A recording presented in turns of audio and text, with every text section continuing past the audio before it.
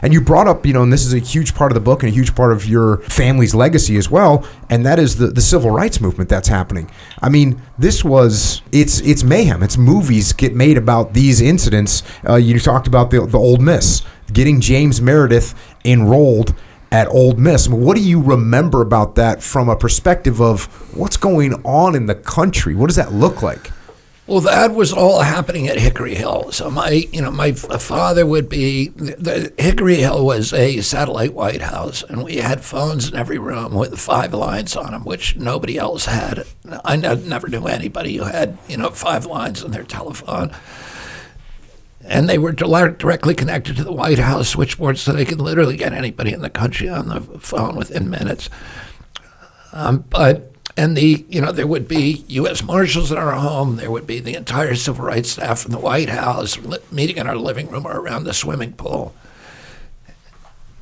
and having lunch and planning these actions. What are we going to do? And I'd sit behind the couch and listen to them. My father, when important things happened, like when they integrated University of Alabama, University of Mississippi, or when they were fighting with the Freedom Riders, my father would write letters to each of his kids and tell them what was happening. He also talked to us every night at the dinner table, and he'd either talk about history. He was an incredible military historian, and he would talk about the battles that changed history, the Demosthenes and whatever, but, all of these great battles. And he would give us very, very vivid descriptions of those battles. But he also would talk about what was happening in the White House.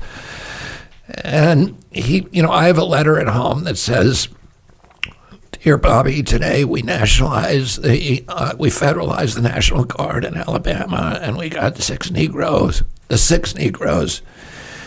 into the University of Alabama, and I hope these troubles are gone when you go to college." So, he wanted to keep us kind of updated, which his father had done for him on current events. And the story with my dad in the civil rights movement and my uncle, they grew up in Boston.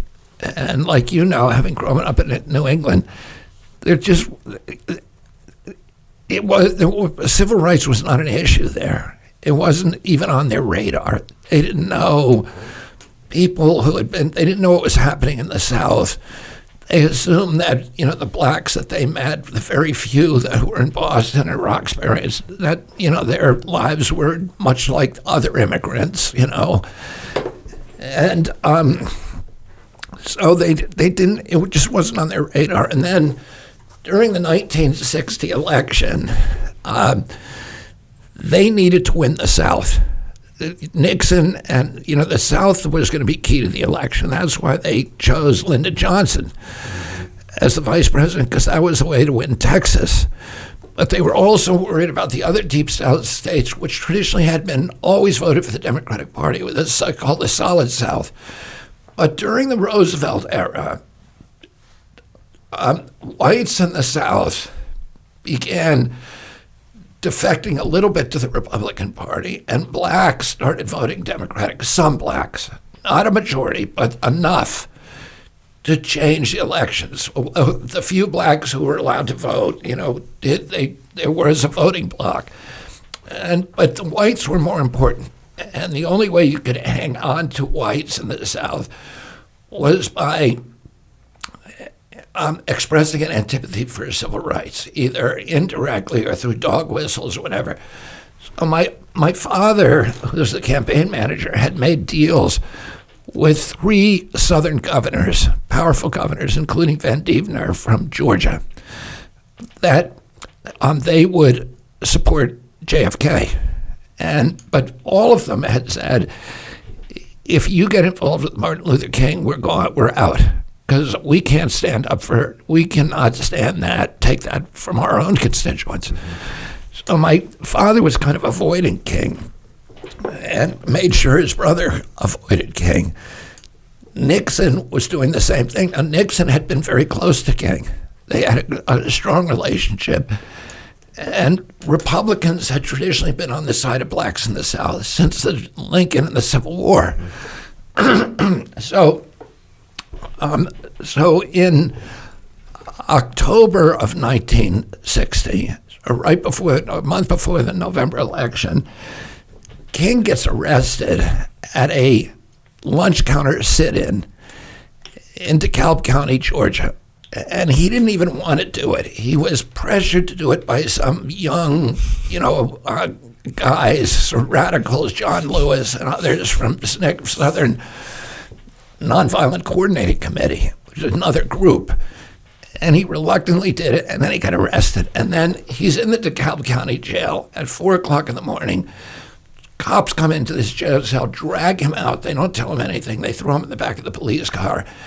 They head south. He's saying, where I'm going. They won't talk to him.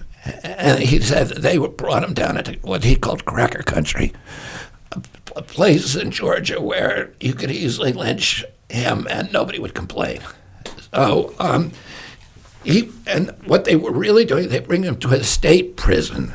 And they threw him in the state prison, but they didn't tell Coretta, his wife, where he was, and she was terrified. So she called Sarge Shriver, my uncle, who was always involved in the civil rights issue, and she said, I tried to talk to Nixon, who's then vice president, could have helped her. He won't answer my phone calls. And that destroyed King's relationship with Nixon, this incident. She calls Sarge Shriver, and she says, can I talk to the president? So, Sarge then goes into my uncle's office, and his aides are in there, in the Oval Office. And Sarge says, I want a favor from you. I've never asked one before. Can I talk to you alone? Because he knew the aides would not let him make this call. So the aides all leave the room, and Jack then hears the story and says, yeah, I'll call her. So he calls Coretta. My father then, a few moments later, finds out about it. And he goes to Sarge Shriver angrily, and he said, you just lost the election. And my father then goes home. He's out of Hickory Hill changing because he's getting on an airplane. And he starts thinking about it, that they arrested this guy for doing nothing. And now they moved him in the middle of the night. Now they might kill him. And he didn't know much about civil rights, but he hated bullies. And in fact, when he had played football for Harvard, and they had gone on the road, and he had learned for the first time that blacks could not stay, a black teammate of his couldn't stay in the hotel. And he had raised holy hell. And then at University of Virginia, he had invited this black statesman Ralph Bunche to speak there, and he learned about the segregation laws that he could not address an integrated audience. And he raised such hell at University of Virginia, and it was the first integrated audience in the history of the state at a state institution. So he had a sort of a sense of it. He just didn't have, the whole view. So on the way to the airport, he started steaming and thinking about it. He hates bullies. He gets to the airport. He goes to a phone booth, and he gets the DeKalb County sheriff on the line at home.